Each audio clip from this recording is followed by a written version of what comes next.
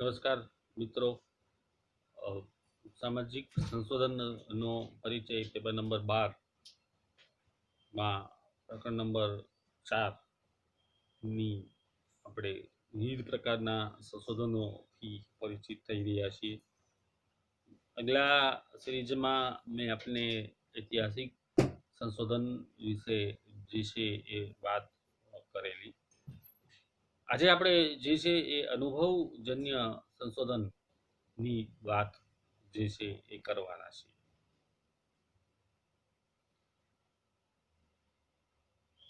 William Thomas 1863 થી 1947 એ અનુભવજન્ય સંશોધનને સંપૂર્ણપણે સમર્પિત થયેલા.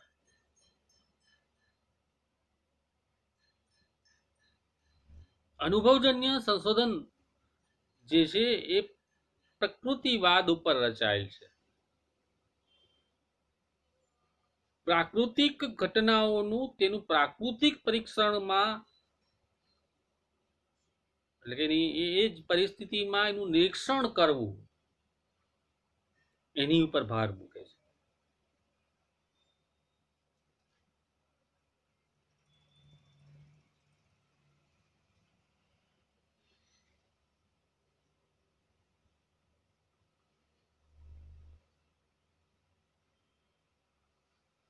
અનુભવજન્ય સંશોધન એટલે શું? કદાચ હું આ જે વાતો મેં કરી કદાચ તમને હજી આ બધી વસ્તુઓ પરથી ગઈ હશે.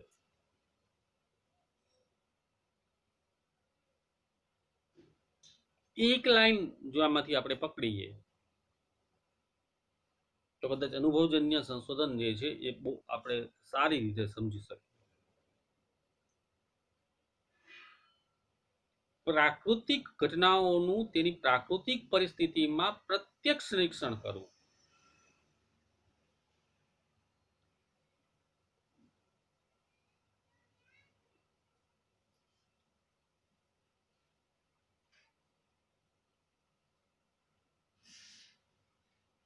એટલે કે એ ઘટના થવાના સમયે આપણું ત્યાં હાજર રહેવું, આપણું પ્રેઝન્ટ રહેવું અને એ ઘટનાને આપણે આપણી સગી આંખે નિહાળવી, જાણવી, જોવી અને ફીલ કરવું. ધેટ ઇઝ અનુભવજન્ય સંશોધન.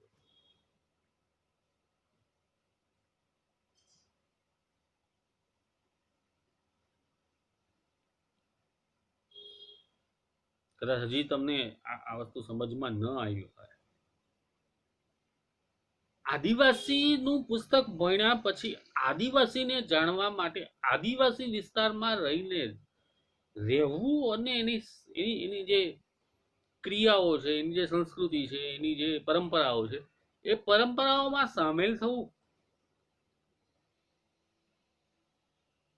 અને માહિતી મેળવવી પ્રત્યક્ષ. ઇટ ઇઝ અનુભવજન્ય સંશોધન.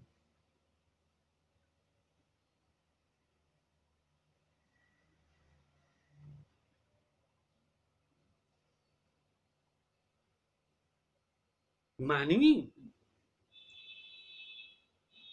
આપણે સામાજિક વ્યવસ્થામાં માનવીનો અભ્યાસ કરીએ છીએ અને માનવી આજુબાજુની સામાજિક પરિસ્થિતિથી બંધાયેલો છે. હું અને તમે બંને આપણે આજુબાજુની સામાજિક પરિસ્થિતિ બંધાયેલા છે અને એના અનુરૂપ જ આપણે વર્તન કરીએ છીએ. આપણું વર્તન મુક્ત નથી. અવારનવાર હું કહું છું કે તમે તમારી ગલીમાં જઈને ડાન્સ કરી શકો છો? નથી કરી શકતા.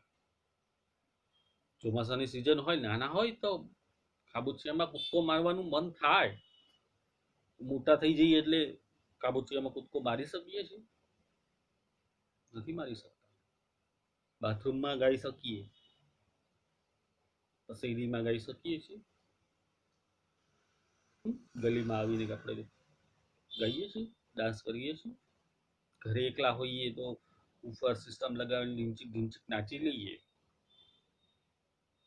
બધા હોય ત્યારે આપણે કરી શકીએ છીએ આ બધું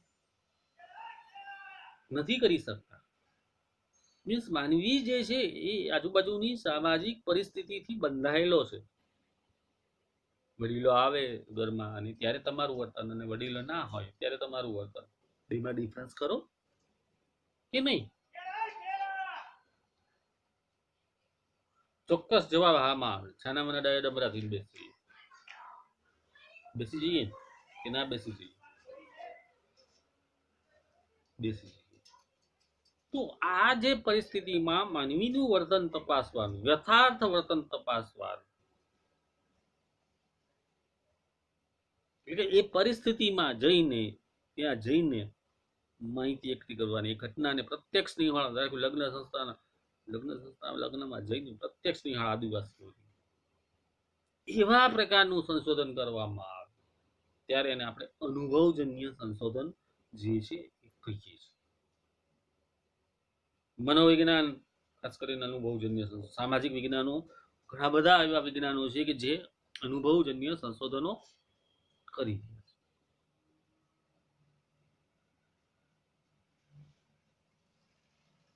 ખાસ કરીને ગુના શોધક શાખાઓના જે કર્મચારીઓ હોય છે એ ક્રિમિનલને પકડવા માટે ઘણી બધી વખત પોતે પણ આવી જગ્યાએ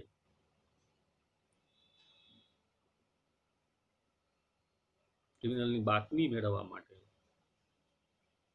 આ પ્રકારના સંશોધનો જે છે હાથ ધરતા હોય છે. બીજું આપણા કદાચ અનુભવજન્ય સંશોધન આપ સૌ સારી રીતે સમજ્યા હશો આની અંદર. બીજું છે અનુભવજન્ય સંશોધન, ક્ષેત્ર સંશોધન.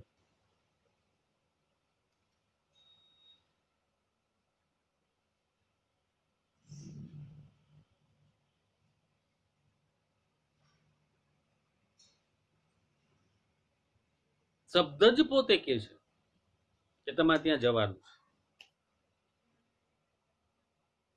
એ ઘટનાને પ્રત્યક્ષ નિહાળવાની છે. એટલે કે ફિલ્ડમાં, ક્ષેત્ર કાર્યમાં તમારે જઈને ત્યાંથી જ માહિતી પ્રત્યક્ષ લાવવાની છે.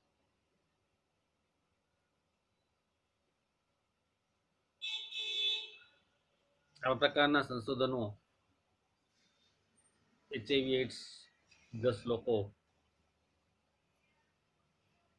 તમારે માહિતી મેળવી, એચઆઈવી 10 લોકોને મળવું પડે પ્રત્યક્ષ. એચઆઈવી એડ્સમાં સેક્સ વર્કર બહેનો પર થયેલા કામો પ્રત્યક્ષ ઘટના સ્થળે જઈને તેની પરિસ્થિતિની માહિતી તમારે કલેક્ટ કરવી પડે. સંપ્રદાયના રીત રિવાજો, અભ્યાસોનું, ધર્મનું કોઈ સંશોધન કરવું હોય તો સંપ્રદાયનો અભ્યાસ કરવો હોય તો તે જવું પડે ક્ષેત્ર કાર્યમાં. તો એમાં નિરીક્ષણ, પ્રત્યક્ષ નિરીક્ષણ, મુલાકાત, જે પદ્ધતિનો ઉપયોગ જે છે તમારે કરવો પડે, એની નોંધ રાખવી પડશે. એટલે કે અનુભવજન્ય સંશોધન જે છે એ ક્ષેત્ર સંશોધન છે. એમએસડબલ્યુમાં ભણાવતો હતો, મને ખ્યાલ છે.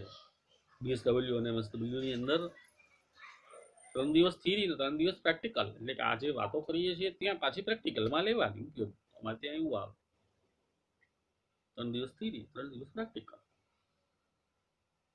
વિદ્યાર્થી ગ્રામ્યું ભણશે તો ગામડામાં જશે અને કામ કરશે. વિદ્યાર્થી ઇન્ડસ્ટ્રી ભણશે તો ઇન્ડસ્ટ્રીમાં જશે, કામ કરશે. વિદ્યાર્થી એનજીઓ ભણશે, એનજીઓમાં જશે અને કામ કરશે. મીન્સ એ અનુભવ કરશે. તો અનુભવજન્ય સંશોધન એ ક્ષેત્ર સંશોધન તરીકે જે છે એ ઉપયોગમાં લેવામાં આવે છે. અનુભવજન્ય સંશોધનના સોપાનો.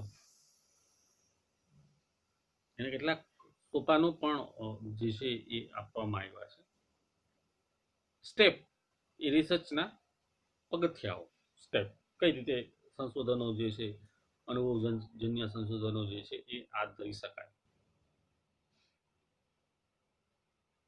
તો પહેલું છે પૂર્વ તૈયારીનો તબક્કો.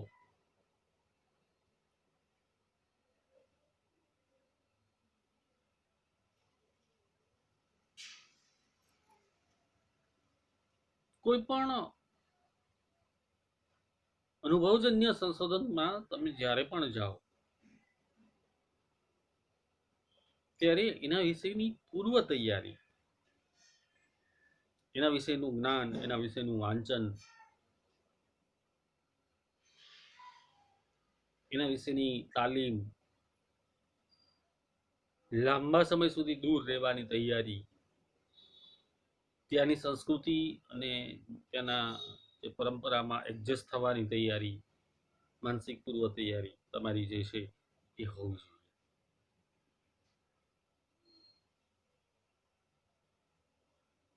કેટલા અવરોધો આવશે, કેવા પ્રકારના અવરોધો આવશે,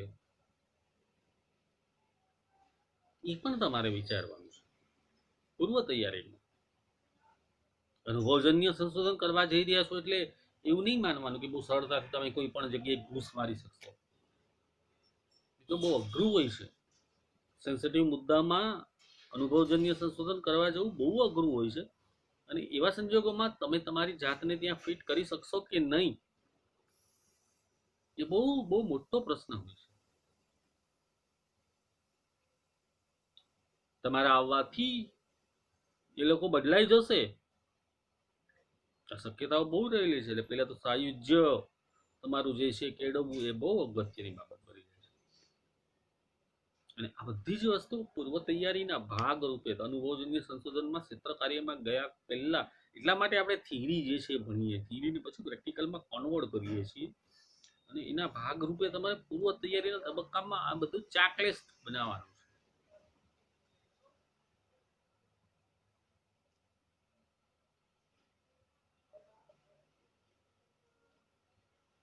પછી છે તમારે ક્ષેત્ર પસંદગી અને ક્ષેત્ર પ્રવેશ.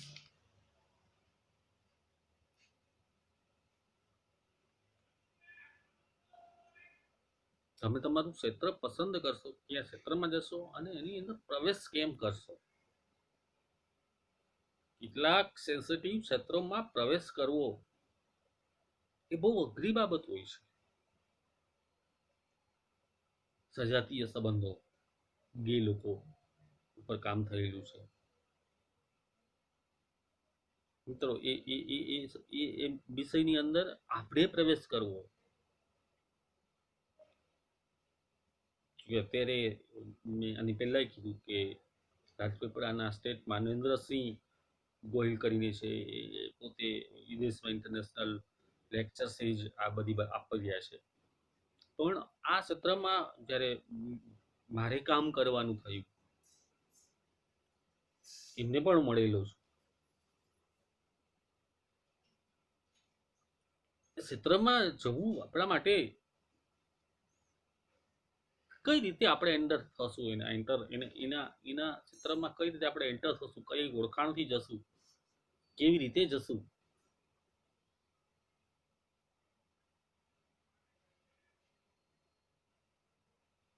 એ બહુ અગત્યની બાબત બની રહે છે અનુભવજન્ય સંશોધનની અંદર. સાથે સાથે તમારે કેટલીક મંજૂરીની પ્રક્રિયાઓ પણ આમાં કરવી પડે છે.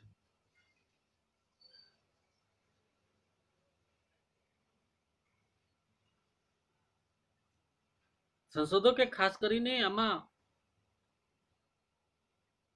બહુ જ ધ્યાન રાખવાનું હોય છે. તમે જ્યારે કોઈ જૂથની વચ્ચે કામ કરવા માટે જાઓ છો ત્યારે એ જૂથને અનુરૂપ પોશાક, ગ્રામ્ય વિસ્તારમાં કામ કરવા જાઓ છો અને ગામડાઓમાં જઈને તમે યોગ્ય પોશાક નહીં પહેરો તો તમને લોકો સ્વીકારશે નહીં. આપ સૌને ખબર હશે. બાળકોને ખાસ અમે લોકો કહેતા તમારે આ પ્રકારનો જ પોશાક ગામડાઓમાં પહેરીને જવાનો. આ પ્રકારનો પોશાક તમારે આ વિસ્તારમાં પહેરવાનો છે. તમારો વર્તન વ્યવહાર, તમારો ગમો અણગમો, આ બધી વસ્તુઓ તમારે એક બાજુ મૂકીને જવાની છે. તમારી ભાષા, કે તમે એક જૂથનો ભાગ બનવા જઈ રહ્યા છો અનુભવ સંશોધન ક્ષેત્ર કાર્યમાં, ત્યારે એનો પ્રવેશ કરવા માટે આ બધી જ વસ્તુઓ નાની નાની લાગતી સ્મોલ વસ્તુઓ, તમને કદાચ આ બધી વસ્તુઓની વાતો હું કરું છું સ્મોલ લાગશે, પણ આ બધી જ વસ્તુઓ ક્યાંક ને ક્યાંક લોકો નોટેટ કરે છે તમને. અને તમે એના એના નજીક જશો કે નહીં જાઓ, તમે સાયુજ્ય કરશો કે નહીં કરો, ડિપેન્ડન્ટ આ બધી વસ્તુઓ.